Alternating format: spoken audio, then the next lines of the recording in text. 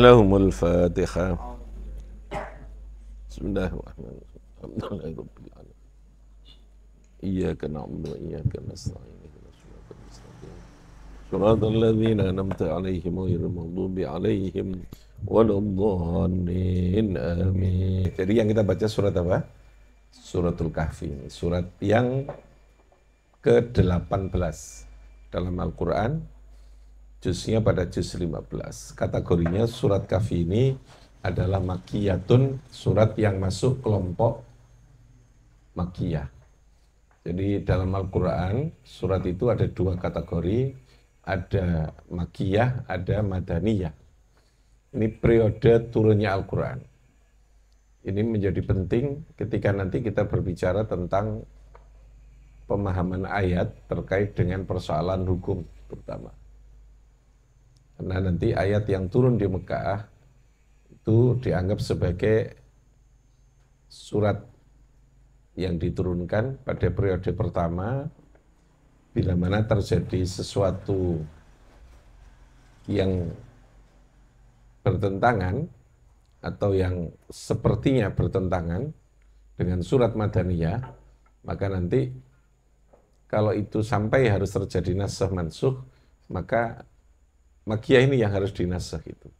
Karena mengganti atau menghapus itu tentu yang awal yang dihapus dengan surat yang kedua ini. Jadi awwalu ma nuzil dengan akhiru ma nuzila ini terkait dengan urusan nasakh mansukh. Karena dalam ilmu tafsir nanti ada potensi atau kemungkinan bahwa surat itu ada yang dinasakh. Dinasakh itu digantikan surat berikutnya. Nah, tentu harus tahu kan, mana yang dulu yang diganti, namanya mansukhah, mana yang diturunkan kemudian, yang ini berposisi sebagai nasikhah, menasakh terhadap surat yang pertama itu. Sehingga mengetahui mana surat makiyah, mana surat madaniyah itu menjadi penting, gitu ya. Menjadi penting dalam disiplin ilmu tafsir itu. Nah, Kahfi termasuk surat apa? Madaniyah. Maksud surat apa? Madaniyah. Kok Madaniyah apa? Makiyah maksud saya. Masuk kategori makiyah. Nah, pengertian makiyah dan Madaniyah ini sesungguhnya yang paling disepakati ulama itu adalah kalau makiyah itu surat yang turun sebelum hijrah. Meskipun bisa jadi turunnya itu di wilayah Madinah.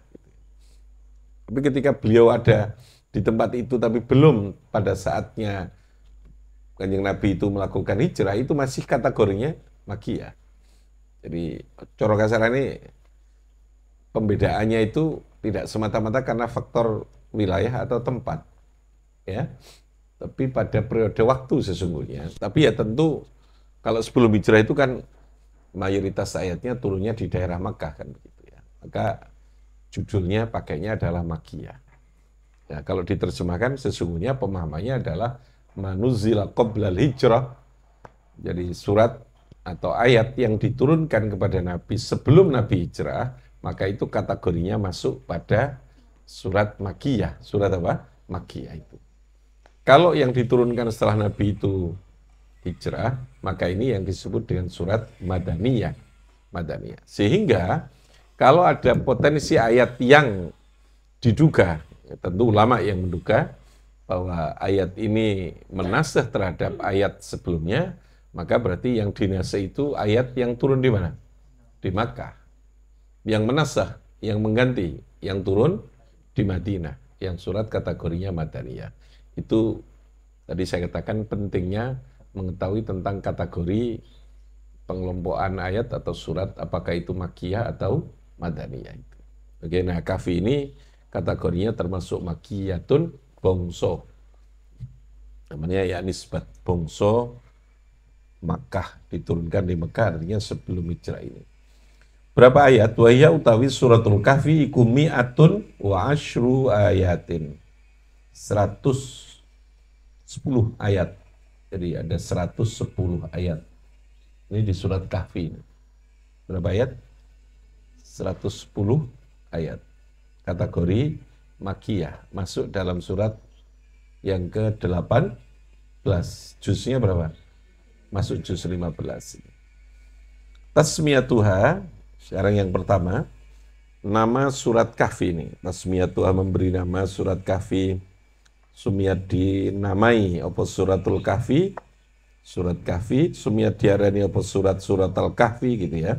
Sumiyat dan arani apa surat Al-Kahfi yang surat Kahfi, libayani qissati ashabil kahfi al-ajibiyati al-gharibiyati fiha. Al-gharibati fiha. Libayani qissati ashabil kahfi, karena di dalam surat ini ada penjelasan tentang cerita kisah ashabil kahfi. Al-ajibah. Al-ajibati kang ajib. Ajib yang sangat mengagumkan. Untuk ukuran logika dan pikiran manusia. Itu sesuatu yang ajib. Ajib, asalnya itu sesuatu yang gawokno, yang luar biasa, kemana gitu. Al-gharibati kang gharibah. Gharib itu yang tidak biasa, yang asing, yang aneh gitu ya. Cerita Ashabul Kahfi itu cerita yang tidak biasa. Yang dalam bahasa akidah itu namanya mukjizat. Apa namanya? Mukjizat. Di luar kebiasaan. Biasanya orang itu kalau tidur itu kan ya hanya beberapa jam gitu ya. Paling banter beberapa hari, gak tangi belas. Ini tahunan ya. 300 tahun tidur dan lalu bangun, sudah terjadi perubahan kehidupan sosial yang luar biasa nanti.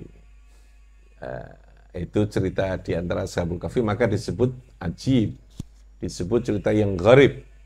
Qissatun ajibatun, ya, qissatun gharibah, gharibah yang aneh. Tapi bagi Allah ya sama saja. Menjadikan orang mau tidur sehari, mau tidur 2 hari, mau tidur 1 tahun, 1 bulan, mau sekian bulan lalu dibangunkan lagi, bagi Allah itu sama saja. Jadi itu justru Allah ingin menunjukkan bahwa di luar tidur yang normal itu Allah bisa menciptakan apa saja yang dikehendaki Gusti Allah. Dan bagi Allah itu sama saja. Ya. Kalau kita mengatakan itu wajib kan bagi kita, gitu ya. Logika manusia. Karena yang kita lihat, yang kita pikirkan, yang kita pahami itu kan sesuatu yang biasa. Biasa itu sesuatu yang biasa terjadi itu lalu menjadi biasa. Padahal yang biasa itu sesungguhnya juga luar biasa. Kalau di ilmu nih ya, kalau mau dilihat secara detail, itu yang biasa kan karena bendinoruh gitu ya. Kita tahu Allah semut wae gitu ya. Allah bunga saja seperti itu. Tapi ternyata kalau di ilmu itu berbuku-buku lah ya, bukan hanya berlembar-lembar. Bisa ratusan ribuan buku lahir dari sesuatu yang kita anggap biasa itu. Lalu kan menjadi luar biasa sesungguhnya. Jadi kalau kita ukurannya adiyah, ghairu adiyah, ukurannya adalah ukuran logika, pikiran manusia itu. Sakjane kalau didalami di luar apa yang kita pahami secara logika, sing ketok secara indrawi itu paling tidak ya. Lalu kemudian kita lakukan kajian secara empiris, maka sesungguhnya sesuatu itu luar biasa. Nah bagi Allah, apa yang kita pandang biasa atau luar biasa itu sama. Menciptakan langit dan seisinya dengan menciptakan semut bagi Allah itu sama. Menciptakan tadi ini peristiwa yang luar biasa menurut logika kita bagi Allah itu adalah sama. Kita saja yang menjadi terkejut, menjadi heran karena melihat sesuatu yang di luar hukum kebiasaan itu gitu ya. Artinya begini, bahwa bagi Allah itu hukum yang berlaku pada kehidupan alam ini tidak mengikat. Tidak mengikat itu tidak menjadi keharusan. Hukum alam yang berlaku bahwa tumbuh-tumbuhan ini hidupnya di mana? Di tanah apa di batu? Tumbuh-tumbuhan itu hidupnya di mana? Di tanah kan? Itu hukum yang berlaku. Nah, hukum ini bagi Allah tidak mengikat. Andai kata Allah mengendaki ini bisa tumbuh di atas yang namanya batu, di atas yang namanya apa? Keramik ini juga bisa. Paham ya? Harus itu kan kita yang mengikat ini. Kebutuhan kita. Karena kita perlu rumusan, perlu standar, perlu yang namanya kepastian, gitu ya. Supaya kita nandur itu jelas di sini. Kalau di sini, itu kepastian. Harus itu dalam ukuran kita. Tapi apakah secara akidah dalam kaitan dengan Allah bahwa tumbuh-tumbuhan harus di atas tanah? Jawabnya harus apa tidak? Bagi Allah harus apa tidak? Tidak. Karena sekali lagi hukum sebab akibat, hukum kausalitas, hukum sunnatullah, apalah namanya, itu sama sekali tidak mengikat kepada Allah itu. Sehingga Allah tetap bisa memilih apa yang dikehendaki Gusti Allah, karena yaf'alu ma yasha. Kalau lalu Allah memilih dengan menetapkan hukum seperti itu, penetapan hukum itu kaitannya dengan kehidupan kita ini. Ben urip kita ini punya standar, punya rumus, punya kaidah. Sehingga kita jelas, kepingin ini, ya kudu ini, pengen sehat, ukurannya ini. Paham ya? Yang menguruskan siapa? Ya yang ahli tentang kesehatan. Kalau kepingin bertani, ya rumusannya begini. Tapi bagi Allah apakah harus begitu? Tidak. Makanya, kenapa lalu tiba-tiba orang bisa menanam di atas air, tidak di atas tanah? Jepang itu kan sudah bisa. Teknologi menanam dengan terapung di atas air, tidak di tanah itu. Ya karena memang Allah bisa menghendaki begitu. Cuman hari kemarin kita kan belum ketemu itu, gitu lah ya. Hari kemarin yang kita tahu bahwa tanaman itu tumbuh di tanah. Ketika Allah lalu menunjukkan kita, memberi hidayah, logika, ilmu, kajian kita, lalu kemudian tiba-tiba kita bisa menemukan itu pembuktian bahwa tumbuhnya tumbuh-tumbuhan, tanaman tidak harus di tanah. Allah Maha Kuasa untuk menciptakan itu. Jadi saya ulangi, Allah tidak terikat dengan adanya hukum sebab akibat yang terjadi pada alam itu. Kalau lalu Allah itu menciptakan hukum itu, kaitannya, kepentingannya dengan kehidupan manusia, kehidupan alam semesta ini supaya tertib. Nah, ukuran tertib itu standarisasi tadi ini ya, standarisasi itu. Sehingga kita jangan menghilangkan substansi ini. Bagi orang yang ngerti akidah itu jangan dikatakan, oh nggak bisa, nggak mungkin lah. Yang namanya tanaman itu tumbuh di luar tanah itu nggak mungkin, mana bisa. Lesan mungkin iya boleh, logika kita boleh, tapi keyakinan tidak boleh mengatakan itu. Anda tetap mengatakan bahwa hukum yang berlaku pada kehidupan alam semesta ini tumbuhnya di sini karena Allah menghendaki begitu. Tapi ketika Allah menghendaki lain, maka sangat mungkin bisa terjadi tumbuhan itu tumbuh di luar tanah itu. Itu baru benar akidahnya, gitu ya. Benar apa? Akidahnya. Sehingga ilmu yang kita pelajari itu dalam batas logika saja. Tapi kalau dalam batas logika Gusti Allah yang terkait dengan akidah keyakinan kita kepada Allah, itu pasti ada pengecualian-pengecualian di luar dari rumusan atau standar keilmuan yang kita miliki. Maka lalu ada istilah al-khariqatu lil 'adah, sesuatu yang keluar dari kebiasaan itu. Itu berarti keluar dari hukum sebab akibat, hukum alam yang biasa. Ono kambing bisa berbicara. Ada yang namanya burung, bagi Nabi Sulaiman dia bisa diajak ngomong, semut dia bisa ngomong. Oh ada Sulaiman, ada pasukan Sulaiman, ayo kita minggir. Jangan sampai kita diinjak oleh pasukan Sulaiman. Bayangkan coba. Logika kita menjadi aneh itu karena itu kan di luar hukum kebiasaan. Iya, manusia. Tapi apakah mungkin dari segi akidah bahwa semut bisa bicara? Mungkin. Dari segi akidah, mungkin tidak. Akidah kita kepada Allah itu, keyakinan kita itu. Karena kita yakin Allah yaf'alu ma yasha itu. Sehingga hidup jangan dipaksakan hanya dengan standar sunnatullah. Tetaplah mendekat karena Allah punya hak untuk memberikan pengecualian di dalam hidup ini. Ya. Sehingga jangan kita tidak bisa kalau tidak olahraga, kalau kita tidak ini untuk sehat itu ya harus ngambil pil ya. Ya harus itu logika kesehatan boleh, tapi logika akidah tidak boleh sampai tembus keyakinan sampai ngono. Nek Allah ngersakno iso wae wong sehat bisa saja melalui minum air putih yang didongakno oleh kiai lalu dia bisa sembuh. Karena bisa saja Allah mengecualikan hukum yang berlaku pada umumnya. Ada orang yang tiba-tiba diusap gini, yang patah bisa kembali. Bisa, mungkin. Karena ada ruang di mana Allah bisa mengecualikan hukum sebab akibat yang berlaku pada umumnya. Namanya al-khariqatu lil adat. Apa? Al-khariqatu lil adat, yang keluar dari kebiasaan. Itu kalau pada Nabi Rasul namanya mukjizat, kalau pada orang yang dikasih Allah, walinya Allah, namanya karomah. Kalau orang biasa namanya ma'unah. Apa namanya? Ma'unah. Orang yang fasik, bahkan orang yang kafir, bisa saja diberi keluar biasaan oleh Allah di luar hukum alam. Namanya istidraj. Apa namanya? Istidraj. Istidraj itu nek wong Jawa ngarani dilulu. Apa? Dilulu. Dilulu itu ya dikai tapi sakjane dijongkokno gitu ya. Ben tambah belarah gitu ya. Ben tambah maksiat. Itu namanya istidraj. Istidraj. Bahasa kita.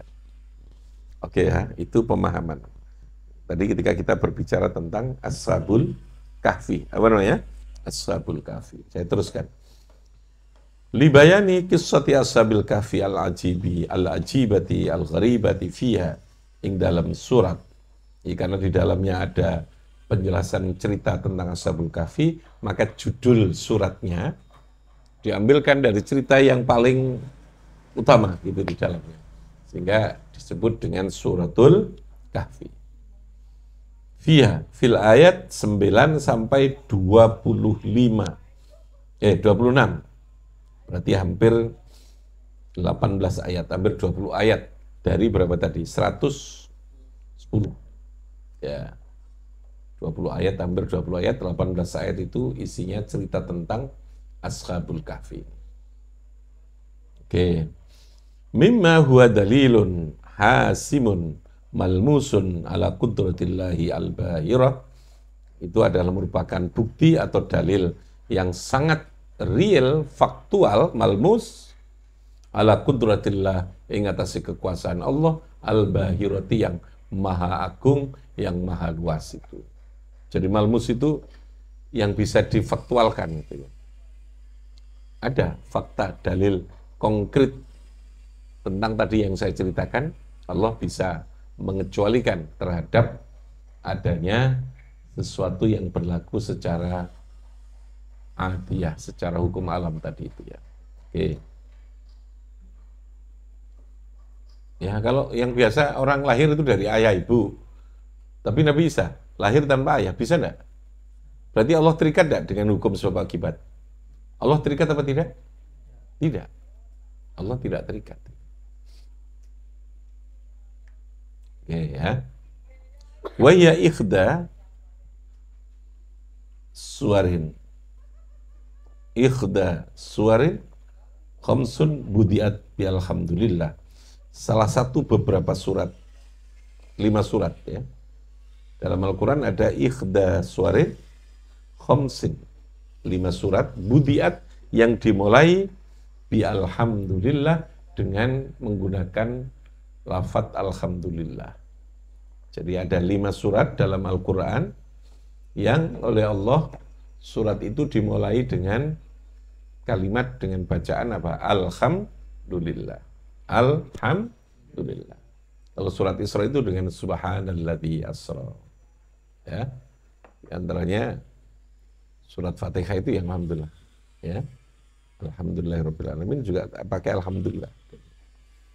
Wahya utawi 5 surat tadi, Al-Fatihah, lalu surat Al-An'am, Al-Kahfi, surat As-Saba, dan surat Fatir.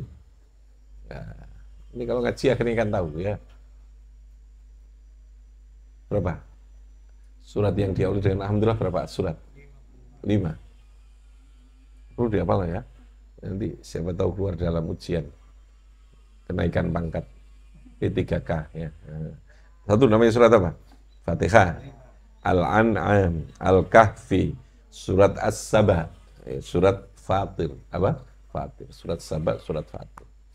Nah, di 5 surat itu yang diawali dengan kalimat alhamdulillah. Wa huwa istihlalun. Istihlal. yuhi bi'ubudiyatil insani lillahi ta'ala. Yuhi mewahyukan sapa Allah bi'ubudiyatil insan, dengan kehambaan manusia lillahi ta'ala, untuk Allah ta'ala. Jadi kalimat alhamdulillah itu di dalamnya mengandung filosofi yang sangat dalam, sangat luar biasa, bahwa manusia pada dasarnya adalah al-ubudiyah lillahi ta'ala, ibadun, hamba yang punya sifat ubudiyah, yang penghambaan itu kepada siapa? Lillah, kepada lillahi ta'ala. Itu dalam kata alhamdulillah. Jadi kalau kita meresapi dari satu kalimat, dua kata itu saja, alhamdulillah itu sesungguhnya hidup kita ini akan betul-betul bisa terkendali, terkontrol dengan keyakinan itu. Di balik alhamdulillah itu apa? Ya kita tidak perlu punya perasaan kita hebat. Kalau kita mendapatkan prestasi, mendapatkan sesuatu yang dianggap hebat oleh orang, maka sesungguhnya prestasi kehebatan itu tidak ada apa-apa, karena itu substansinya yang memberi adalah Allah. Sehingga hakikat substansi dari pujian itu sesungguhnya pada Allah. Tapi manusia boleh, yang diberikan anugerah oleh Allah itu dipuji boleh, dipuji itu boleh. Tapi pujian itu sekali lagi jangan menghilangkan keyakinan kita bahwa ada pujian yang lebih substantif. Siapa itu? Pujian kepada siapa? Allah. Karena ketika kita bisa melahirkan sebuah karya tertentu yang katanya hebat, apalah itu teknologi pesawat, apa itu teknologi di bidang apa, bisa merumuskan ilmu, ya. Sesungguhnya kemampuan ilmu itu kabeh sing ngasih Gusti Allah, gitu ya. Jangan lalu dipotong, gitu ya. Seringkali kalau orang itu non-muslim atau orang Islam tapi tidak paham akidah, bahwa dia lalu kemudian merasa itu menjadi kekuatannya sendiri, membatasi dan memotong sesuatu yang terkait dengan apa yang bisa kita lakukan hanya sebatas pada kita, kemampuan kita, itu yang menjadikan masalah secara akidah. Kayak tadi itu ya, secara akidah itu. Mungkin kita bisa bergerak begini aja ya karena Allah kok, bisa makan, bisa apa. Karena contohnya banyak kan, orang yang tiba-tiba karena kena saraf, untuk makan saja dia tidak bisa. Mengunyah, menelan dia tidak bisa. Padahal hari kemarin ngopo wae mlebu kabeh gitu. Kita tidak bisa membayangkan tiba-tiba hanya karena persoalan yang kita malah justru tidak tahu di mana sih sesungguhnya. Yang namanya saraf itu kayak apa sih cara kerjanya? Tidak semua orang tahu ya. Mungkin kalau dokter yang ahli tahu. Tiba-tiba lalu kemudian kita tidak bisa melakukan itu. Artinya kemampuan kita mengunyah itu dari Allah. Kemampuan kita menelan itu dari Allah. Kemampuan kita bergerak dari Allah. Kemampuan kita berpikir itu juga dari Allah. Kalau lalu kemudian Allah memberikan fadl, fadl itu keutamaan, keistimewaan kepada kita, kelebihan pada kita, lalu apa yang kita punya kelebihan, jangan menghilangkan kelebihan itu, jangan sampai menutup keyakinan kita, pemahaman kita bahwa sesungguhnya kita hanya sebatas diberi. Ya, sebatas apa? Diberi. Diberi kemampuan, diberi keahlian. Berarti ada zat yang memberi, ada khalik, ada al-khalik, ada al-mujid. Paham ya? Ada al-alim, yang lebih alim dari kita ini. Ya kalau begitu kan tidak ada orang yang perlu merasa hebat, sombong, tidak bisa kerjasama, merasa dirinya lalu bisa menguasai segalanya, bisa menentukan kehidupan ini. Tidak ada orang yang seperti itu akhirnya. Dengan cukup kalimat apa? Alhamdulillah. Dengan kalimat apa? Alhamdulillah. Karena rutinitas ya kita baca alhamdulillah, semoga alhamdulillah, kelegaan alhamdulillah gitu ya. Dianggap itu dok. Jeru saja nih ya, jeru. Artinya ada sesuatu yang lebih dalam dari ini. Hingga orang pantas wong itu tidak lalu sombong. Orang pantas wong itu tidak merasa jauh, dia hebat, bisa mengendalikan. Orang pantas kalau kita menggantungkan kehidupan ini hanya pada satu dua orang, tidak bisa. Wah kalau tidak ini yang jadi pemimpin hancur Indonesia, itu tidak boleh kalimat begitu. Bahwa kita memilih orang kita anggap bagus, iya. Tapi jangan menghilangkan keyakinan seakan-akan kehidupan ini hanya punya ketergantungannya tetap kepada Allah, gitu loh ya. Allah bisa saja menciptakan orang yang hari ini kelihatan tidak punya kemampuan, tidak punya kekuatan, tiba-tiba lalu jadikan Allah punya kekuatan, punya kemampuan. Sangat bisa. Allah maha tahu cara yang terbaik untuk mengelola kehidupan ini kayak apa. Gitu. Ya enggak boleh. Ya. Sehingga kita kan enggak perlu putus asa, enggak habis-habisan gitu loh ya. Wah, negara iki habis, wah berarti kita harus perang, kita harus musuhi habis-habisan. Itu karena logika akidahnya itu cetek gitu ya. Kalau kita ya sudah, kita memang diberi hak untuk memilih menurut logika dan pikiran kita ini yang terbaik. Tapi ketika lalu Allah memilihkan yang lain ya sudah, kita tinggal mendoakan dia punya kekuatan. Gitu ya. Karena kita meyakini bahwa Allah punya cara tersendiri ketika Allah mengendaki untuk menjaga kehidupan ini. Ini kalau sama dengan orang bercinta itu. Tanpa kamu hidupku akan jadi apa? Itu orang tidak punya akidah cintanya ini. Kok cinta dikasih logika lah akidah gitu ya. Jangan habis-habisan gitu. Ya, saya akan tetap hidup kalau ada Tuhan. Kan Tuhan tetap ada gitu. Wah, langsung dan kalau sudah habis-habisan. Tanpamu, kalimatnya pokoknya antara hitam putih dok lah sudah. Tanpamu hidupku akan binasa gitu. Apa mana? Saya sudah lupa kalimat gitu itu ya. Sudah lupa karena sudah lama. Tambah tua itu tambah enggak ada puitis-puitisnya gitu ya. Juara nom itu sembarang jadi puisi itu. Tua tambah kehilangan keindahan. Karena butuhnya itu yang faktual bukan indah. Iya no, duitnya apa ora gitu ya. Iki ono belanja apa ora itu sudah jadi sudah lebih faktual ya. Tidak lagi dengan hal yang penuh keindahan itu gak mikir misalnya itu ya. Oke, terusannya ini ya. Wa iqraruhu bi ni'matihi wa afdalihi bi ni'amihi wa afdalihi.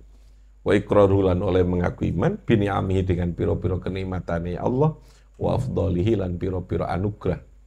Jadi ada nikmat. Nikmat itu yang real yang sudah ya, ada fadl. Fadl itu ulama merumuskan sesuatu pemberian tanpa diminta. Tanpa diminta itu berarti fadl. I'ta'un bi ghairi su'al. Istilahnya adalah fadlun minallah.